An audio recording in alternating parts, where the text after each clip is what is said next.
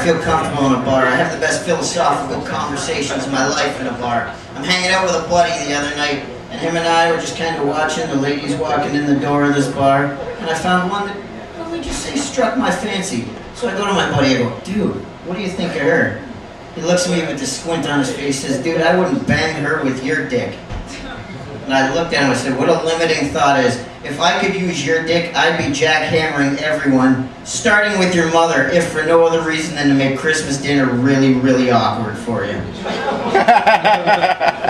But yeah, it's really nice to be up here tonight because just trying my hand at this comedy thing means that I have to keep a day job. I'm in a day job I don't like right now. I'm in customer service. And in customer service, you gotta learn to put up with a lot of things. There's people who are rude, people who have just an unnecessary, disagreeable attitude. But there's one thing that I will not and cannot put up with. It's people who stink. And when I say stink, I mean like they really smell bad. Now I can put up with a whole bunch of stuff, but that combination of pine tar and skunk shit that comes wafting my way is something that's just completely intolerable. And I'd like to get used to it, but I just can't. But there's also another way that people stink. It's when they just have an attitude, especially being in customer service. These people just suck at life, and they'll come up to you, and they'll think that they can say whatever they want to you just because you're at their service for that moment and just in that context. I had one the other day, this stuttering fool comes up to me, and he's like, I didn't see you over the counter there. So I just look at him, and then of course I'm the bad guy when I go, keep it up, cocksucker. My bosses don't like that very much, but they can't really get too mad at me because I'm one guy there that knows how to do his job.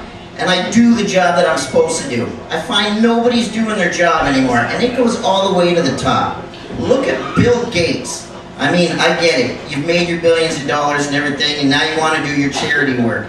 Go ahead, feed all of Africa. But I gotta tell you something. When you have those Ethiopian kids that are so well fed that they can run faster than my copy of Windows Vista, it's time for you to go back to the drawing board, alright? Let's get back to fundamentals. I mean, anyway, my charity doesn't go to like kids in Africa. It goes to like cops and firefighters. Because, I mean, when was the last time that some kid named could help me in a home invasion, alright? I mean, I'm all for charity. I'll be completely selfless as long as I can get some kind of gain out of it. But I mean, Bill Gates is great because he gets all these feel-good stories in the news. Too many feel-good stories in the news. There's also too many like fear-mongering stories in the news, but every now and then you'll get one of those real choice ones. I like those, I call them, let's look at these people who have been fucked over by God stories. There was one a few months ago, and it took place in Britain, and it was this couple that got together. They were a pair of adopted people. They met, fell in love, got married, planned to have a family. So they're getting all their medical work together, getting their blood tests together to have get the family. The blood tests come back to them.